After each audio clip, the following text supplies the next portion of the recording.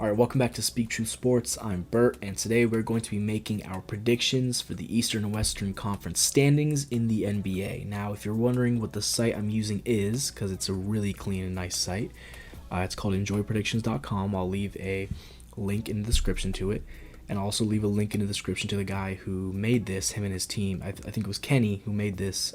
This site looks really clean. I'll leave his channel in the description too. Check him out. He's got great stuff.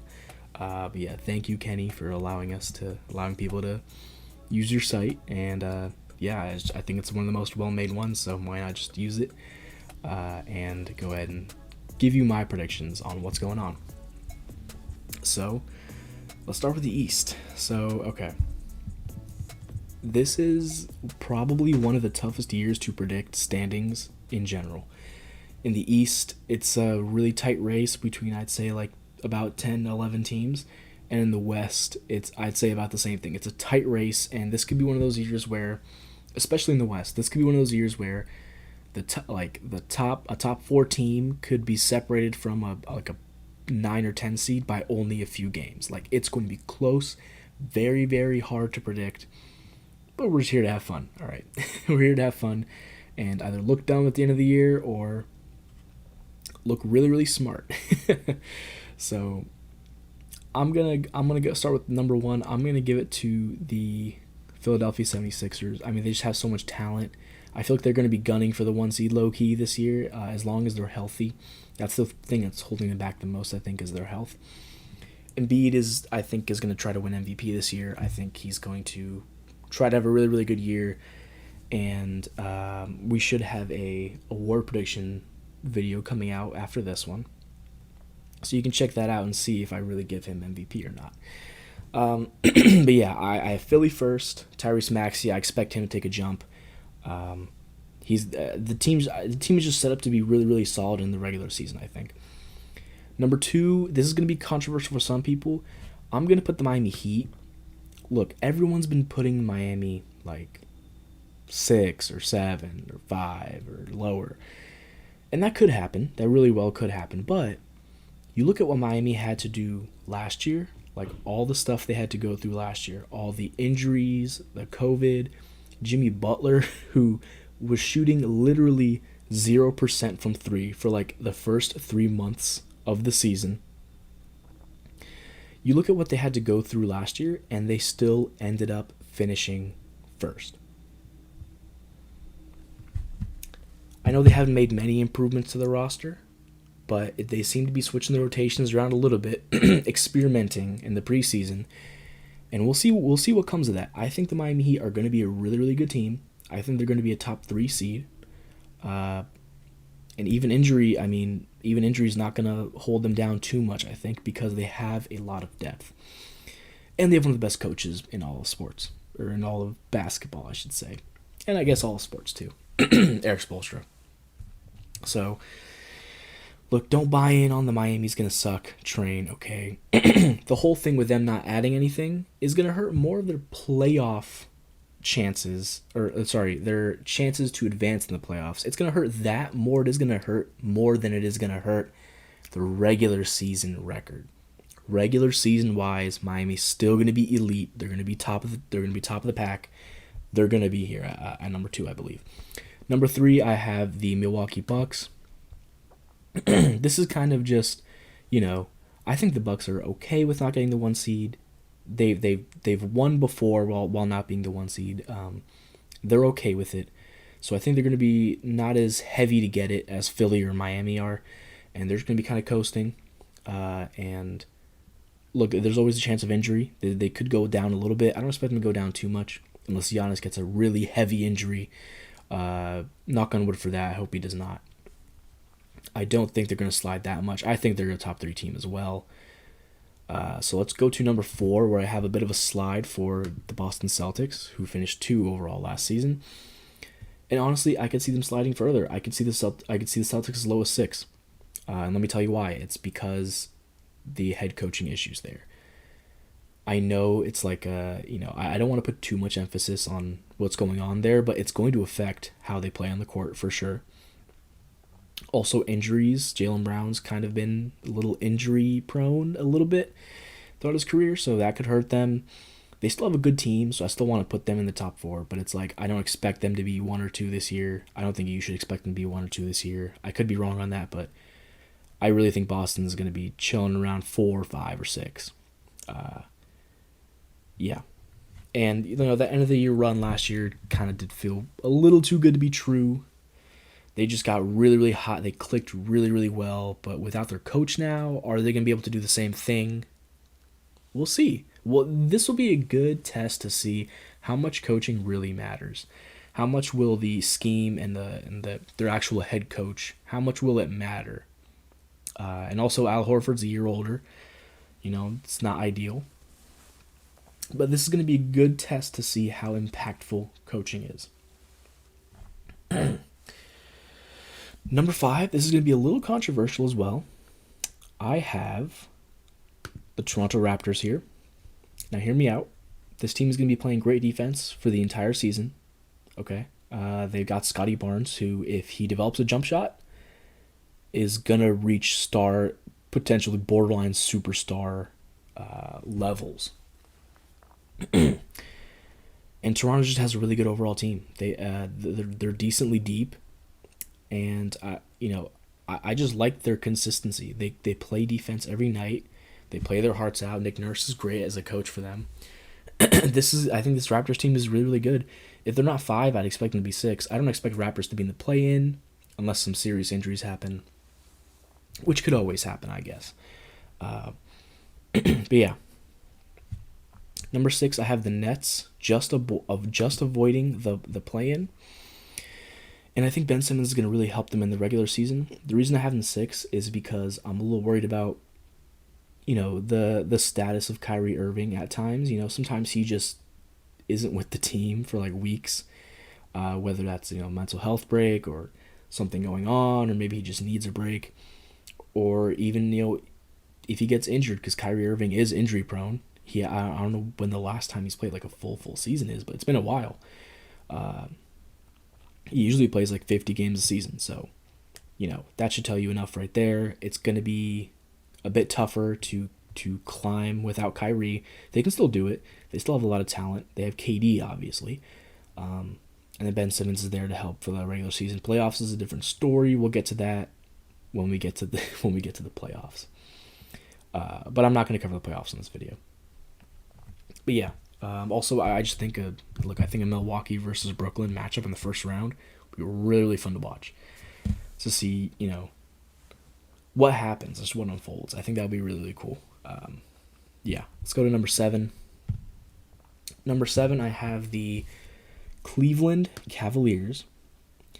This is a team that could easily jump to 5 or 6, or maybe even 4, because they are a really, really, really good team. I almost want to take them out of the play-in, but at the same time, it's so hard to put them above these other guys. Like, these are all proven good teams, so the Nets are a little, we're projecting them to be better. But either way, Cleveland, if they're healthy, is making the playoffs for sure. The question kind of is health. Jared Allen's a little injury prone. I think Garland did get injured last year a little bit.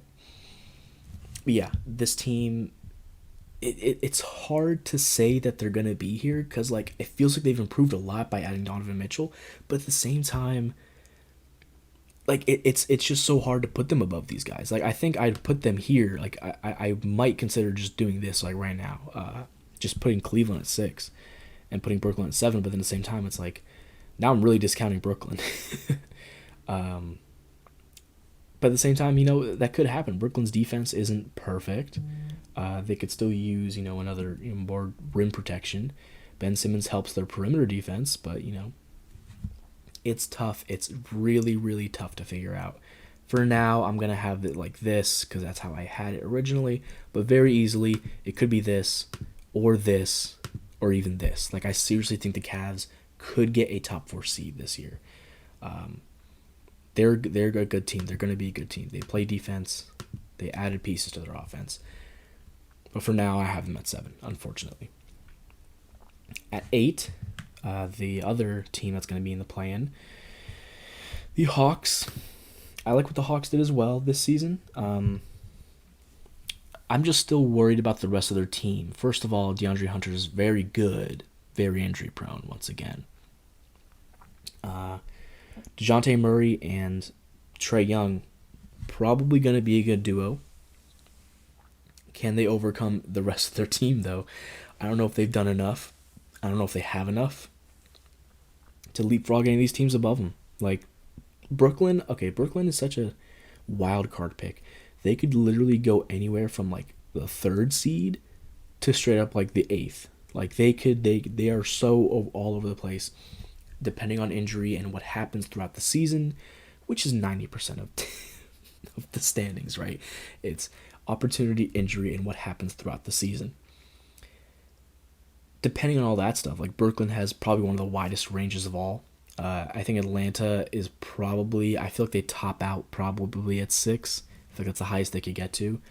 There's just so many good teams in the East right now, like genuinely. Number 9, I have the Bulls. I think the Bulls are still going to be a good team, but it's like, yeah, once again, like it's hard to put them above these guys. It's really hard to put them above those guys.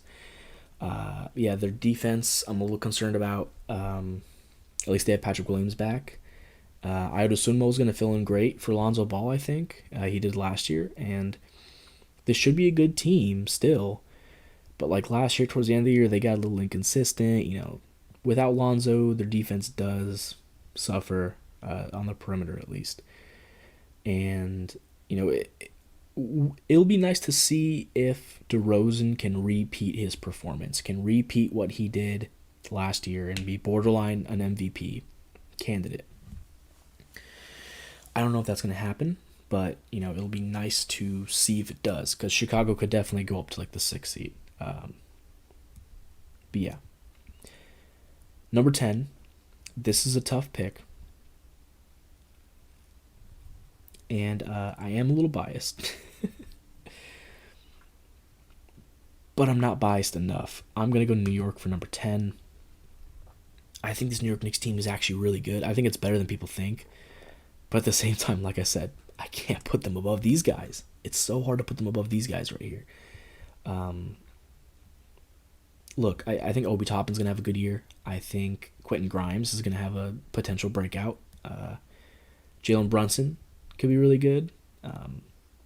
They have a lot of decent pieces. Julius Randle's obviously still there, and he does what he does. Mitchell Robinson, when he's healthy, is a really, really good center. And, the reason I'll have him here as opposed to 11 is, let me talk about the next team. I have 11 as Washington. It's because Washington just has concerns to me, injury-wise. If Porzingis goes down, I'm sorry, but our defense kind of goes with him. Like, I watched every preseason game. The ones that Porzingis were in, we looked great defensively. The second, the games he wasn't in, we looked awful defensively. And relying on Porzingis to be healthy for 82 games is going to be rough. I'm not wishing for any injury. I'm not predicting it, but I'm accounting for it. I'm accounting for a potential loss of a good handful of games just purely based off injury. And it's going to be unfortunate, but yeah, I think Washington might end up right here at 11th. As well, yeah, I think they're better than the teams below them at this point, so I would be surprised if they went below 11. But I think Washington, I think they could probably go as high as like 8, 9. I think they're in this range. I would be very shocked if they got to 6 at all. Like, that would be an incredible year. Like, that would be a massive underdog story. I don't think they'll get there though. Realistically, they're going to be more of the 8, 9, 10, 11 if everything goes wrong. Well, I guess if everything goes wrong, they would be further down, right? Because they're trying to win. But it might not be so bad because the remaining teams, actually besides the Hornets are trying to win now. They have a good gaggle of veterans. They have a good mix of young and old. I just don't know that they're going to be that good. I worry about them defensively. Yeah, they didn't look particularly amazing to me in preseason. It's preseason, so obviously take it with a grain of salt, but They do have LaMelo, so they have a chance to sneak into the play-in. They're going to have to rely on Chicago or New York or something like that falling out. But they do have a chance to get in. And, I mean, I guess technically they could be here. They could end up like this as well, just depending on how the season goes, injuries, stuff like that. But I don't think Charlotte goes much lower than 12. They're still a good overall team. They're not trying to tank. But let's talk about the teams that are trying to tank, because these guys are for sure probably going to be the bottom three. And that's because we have Victor Wembanyama in this draft, and Scoot Henderson and Nick Smith. You know, the consolation prizes, even if you don't get Wembanyama, the consolation prizes are amazing. The Thompson twins, Nick Smith, Scoot Henderson, they're great. Just being in this range is going to be fantastic for these teams. So at 13 of these three teams, I think the Pacers will be the best. It's because I really like the pairing of Halliburton and Mathurin, and I think Jalen Smith is going to be great for them. I think Indiana has a sneaky good team. Like, I wouldn't be surprised if maybe, if they weren't trying to tank, I feel like they could sneak into this upper range, maybe potentially be battling with New York, but at the same time, their defense, they're far away from being able to compete, right? Their defense is still far away. They still have stuff to figure out. Obviously, they have to gel together. And they're all very young, so very unlikely that they go very far, but I think they're the best of the three that were remaining. I think the second best is probably going to be the Pistons, and that's because I'm expecting Cade to make a jump in his second year. And they also had a Jaden Ivey. I haven't checked on his injury. I don't know if he's ready to go at the start of the season, but he's still going to play a lot of games in the season, hopefully. And I think him and Cade is a really, really solid backcourt. And also they have, Jalen Duren, I believe, they traded for him. I think this is going to be a really fun young team to watch.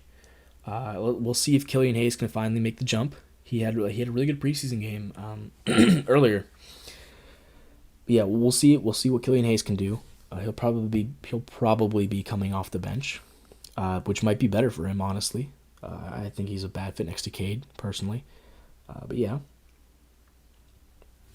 Final team, obviously, Orlando Magic. I just worry about the spacing, the overall, the overall gel of all the players. I think Paolo and Franz Wagner are going to be a really good front court duo. I'm worried about their guards. Like, is the guard play going to be up to snuff? There's going to be a lot of competition. It's gonna be a rough going for Orlando, I think, to start the year. But I think they want that. I don't think they want to be good, which makes sense. Yeah, I think Orlando's a good team, but I'm just worried about the gel and the mesh of their players, because Paolo coming in, he's going to demand the ball a lot. And we'll see how that affects Franz Wagner's game. We'll see how it affects the guards' games. Maybe the guards are going to be a little more ball hoggy, and Paolo's going to suffer because of that. We'll see. It's going to take time for them to figure things out and gel together. But it also doesn't help that they're not trying to win games. So, Orlando Magic fans are probably happy that I have them here, if one is watching. All right, that was the East. Let's jump to the West, where I have a couple more hot takes to go.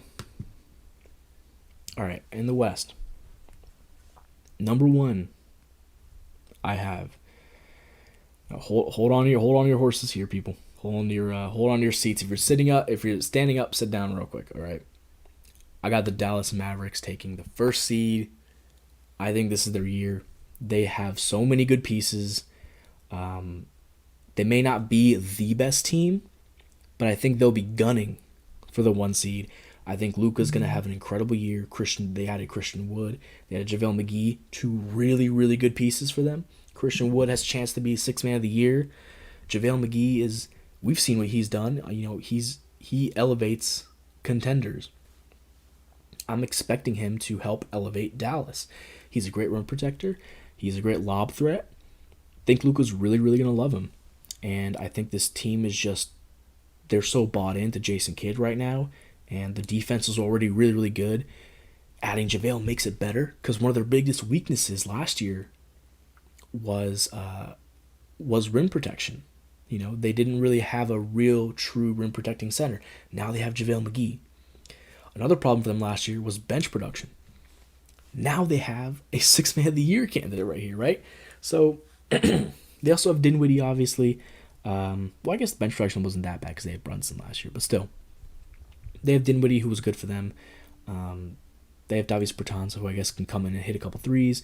They have a good team. And Luka is going to be... This is going to be probably one of the best teams Luka has played with so far in his career. It probably is the best team he's played with so far in his career. And I expect him to do good things with it. But we'll see. Because Dallas could easily slip to like 6, 7. The West is crazy. The West is even crazier than the East. Let's go to number 2. At number 2, I have the Suns. I think the Suns are being, once again, kind of like the Heat, where everyone's kind of like, I'm putting the Suns lower and lower and lower, right? Look, locker room issues aside, the roster is still a really decently constructed roster, and they're a really good regular season team. They're going to be tough to beat in the regular season, and if Ayton steps up like he has been saying he's wanted to, and like the coaching room is trying to get him to, step up with. If he steps up, this team's still going to be really good, and I think they're still going to be gunning for a high seed. I don't think that they don't want home court advantage, so I think they're going to be trying to be really, really competitive to get a good seeding. Unlike the third team I have here, the Golden State Warriors, I don't think they care as much about where they're seated. I think they just want to get in and at least be relatively high, right? The Warriors are a team where it's interesting, right? Because Wiggins and Poole got extensions. Their salary cap is, they're paying like $100 million in luxury tax. Their cap is ridiculous. They have like no cap space.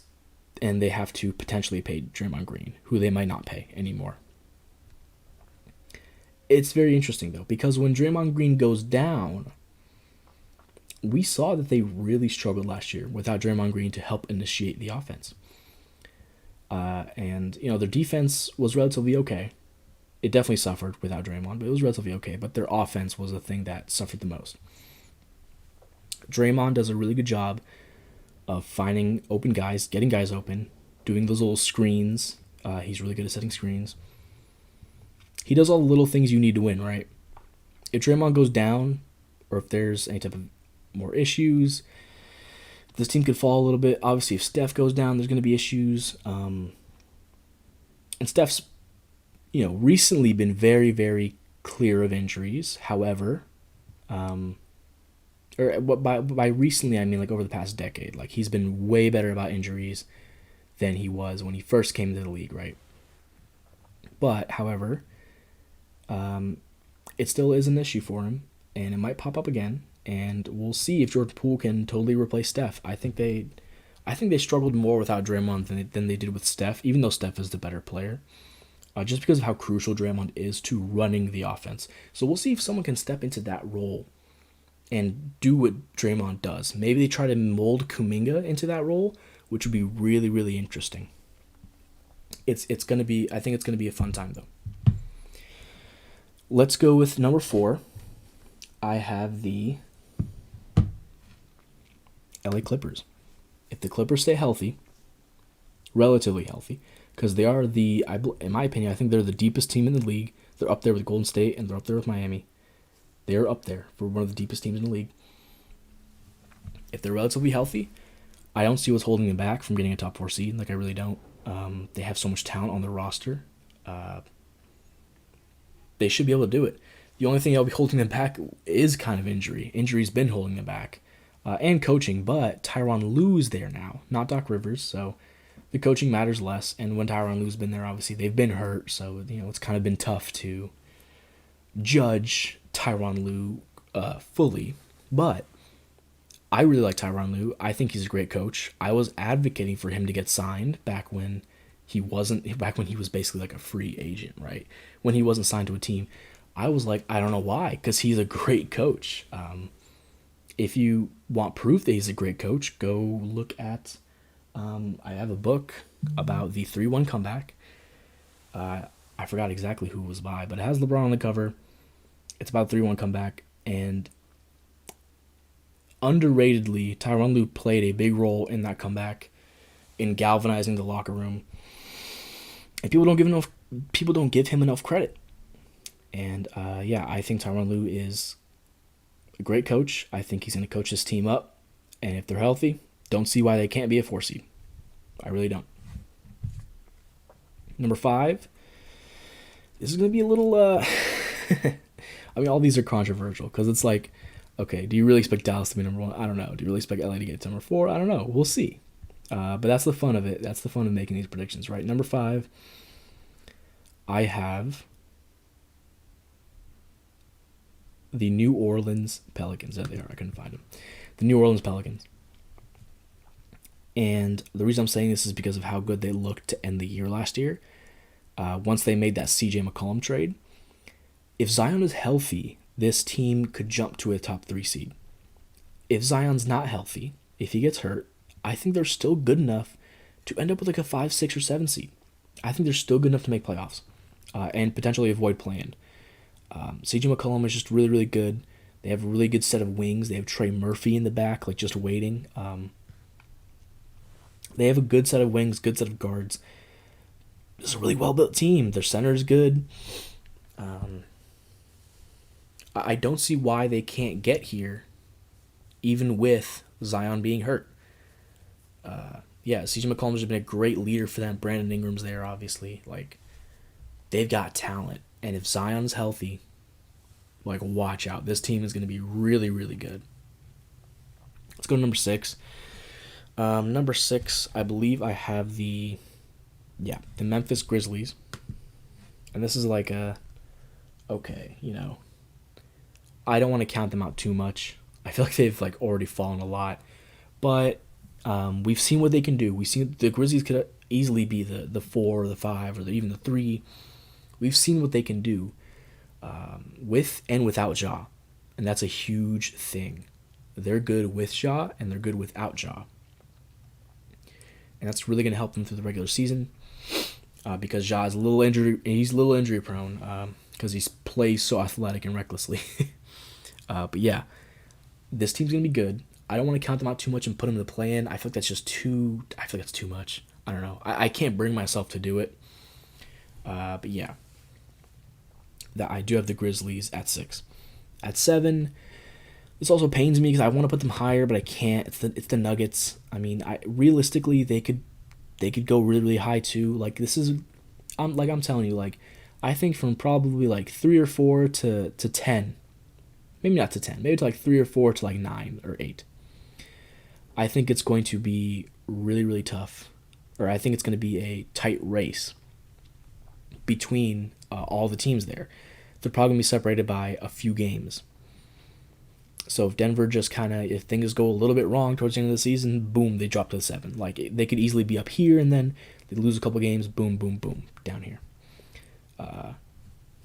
So I don't want to have Denver at 7. I really like their team, and obviously Jokic is really, really good. I just, I want to put New Orleans at 5, and I want to put the Clippers at 4. There's no room. There's not enough room. If I could have like 5 number 4 seeds, I would, because there's that many like good teams in the West right now. The West is crazy. And at 8, I have a team that everyone's really banking on to be really, really good. That's Minnesota. A lot of people have Minnesota at the 1 seed, like I'd say it's attainable. My only issue is that Cat's a little injury prone, and I think it's gonna take some time for Cat and Gobert to really gel. So I think they're gonna struggle a little bit to start the year, and that could hurt them down the line. I also just think that like I said, it's just hard to put them like above these other teams. Like I'm really high on these guys up here. It's hard for me to put Minnesota all the way up here. Like the last time we had high expectations for Minnesota, like they missed playoffs. Like back in like I think it was like Cat's second or third year. Like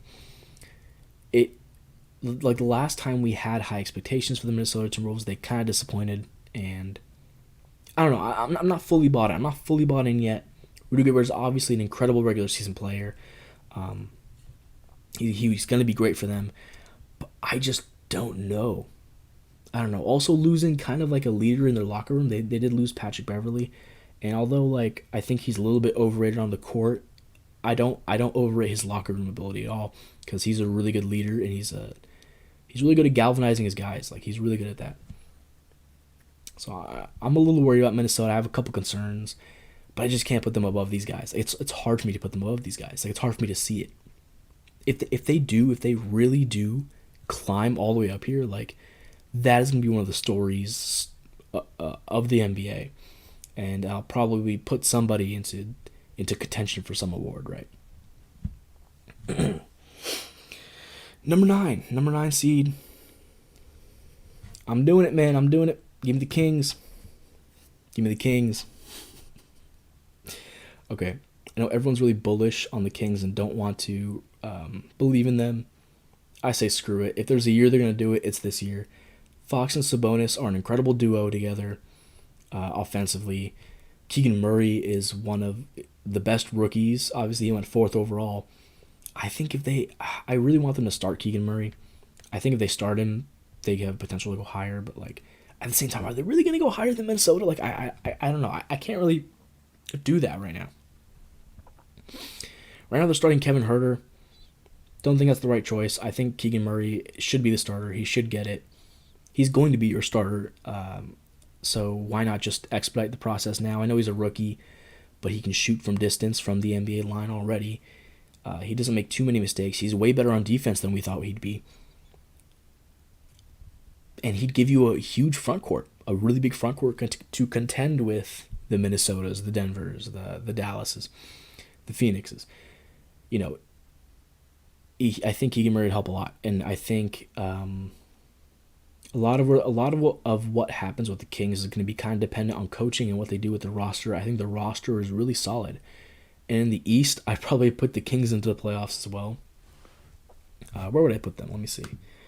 I'd probably put them probably 8. So they'd probably be a little bit higher, right? But yeah, I think the Kings are really, really good. They're going to be good this year, I think. Better than people think. And so here we go with the 10 seed. This is kind of a tough choice. It's between two teams for me, I think, if you guys couldn't tell already. Between LA and Portland. Look, I'm sorry. I have not seen enough from this team to give me much hope. So I'm going to go with Portland. LA has not shown me enough so far. And their ongoing issues with Russell Westbrook, them adding Pat Beverly is going to be good for their locker room. Don't know how good it's going to be on the court necessarily. Like I don't think it's a huge improvement necessarily. Their defense still a concern. Anthony Davis injury issues still a concern. LeBron's a year older. He's still great, but he's a year older. That's going to hurt. I don't know. And their bench is just kind of it's kind of a mishmash right now. I like their coach a lot. I think he's probably in a really bad situation right now. If AD stays healthy, they probably make the play-in. But even if he's healthy, there's some nights where AD just it feels like he's almost lost his touch, like from 3. Like he has a really tough time shooting nowadays. And if he's inconsistent from 3, that's going to hurt their spacing. That's going to hurt the team. There's a lot of issues with LA right now. And obviously Portland has Damian Lillard. And they have a reworked roster built around young and hungry guys. I think they could do it. I really think they could do it. If Dame stays healthy and the other guys, step up, the younger guys step up, Anthony Simon steps up, this team could go 10, but I wouldn't be surprised if the Lakers sneak into 10 either. Like I wouldn't be surprised at that. But I think the race between 9, 10, and 11 is going to be Sacramento, Portland, and LA. And it's going to be whatever team you like better that's going to make it, right? So I'll put LA at 11 right there. Okay, at 12, I'm going to put Houston. I think they're the best of the bunch. They have a really solid team. Like, don't sleep on the potential that Houston could sneak into the play-in. Like, I'm serious. Like, Houston has a young team, but they're low-key really, really good. Jalen Green is good. Şengün is good. KPJ is good. They just extended to Kevin Porter Jr. Tari Eason is really good off their bench. They've got pieces. They've got a lot of pieces that if they are young and hungry enough and want to win, they could do it. I think they're probably going to be tanking, but you never know. Players don't want to tank. The coaches want to tank, and the GMs want to tank. Maybe the coaches don't want to tank always, but the GMs are telling them to tank. So it's like, okay, maybe towards the end of the year they start accruing losses by resting their guys. But if they're good enough, like throughout the normal season, or the beginning of the season and middle of the season, I think they're gonna end up at 12, maybe 11, and maybe even 10. I think they could sneak up to 10. But for now, I have them at 12. Houston's a good team. Don't sleep on them. They're going to be so exciting to watch this year and very, very fun. So definitely keep an eye out for Houston. At 13, I have the Thunder. Look, they still have a lot of good pieces, but it's like, I guess I'll fill out the rest of I might as well fill out the rest of it right now. Spurs and the Jazz. These three are going to be like the worst teams in the West, in my opinion, obviously. OKC, kind of by injury, is down here. If they still had Chet like healthy, I think they could, they could probably contend with Houston to get that 12 spot, but at the same time, they don't want to. OKC's definitely still tanking. They definitely want Wembanyama or Scoot or somebody like that. Shai Gilgeous-Alexander, him being hurt is going to hurt them as well. So they're probably not going to be above Houston, and we'll see what he does. But when he plays, he's going to raise them above San Antonio and Utah, who are very barren in their talent. Look, I don't trust Pop to tank. I think he's still going to throw some dudes out there that, for the sake of winning, and I think it's going to hurt their chances at the lottery. But I think it's definitely going to put them above Utah, who is 100% tanking, unashamedly, unabashedly just tanking. Like, they are just trying to be as bad as they possibly can, or at least be as young as they possibly can, and they're probably going to end up at 15. Probably going to be the worst team in the league, if not, just the West, but probably the league.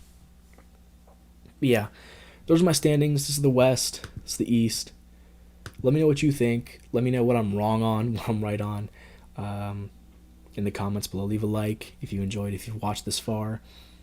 Thank you so much. Subscribe if you also got this far. Thank you for watching. Have fun with it. Go make your own list in the description. I'll put the links. And yeah, thank you guys so much for watching. Have a good one.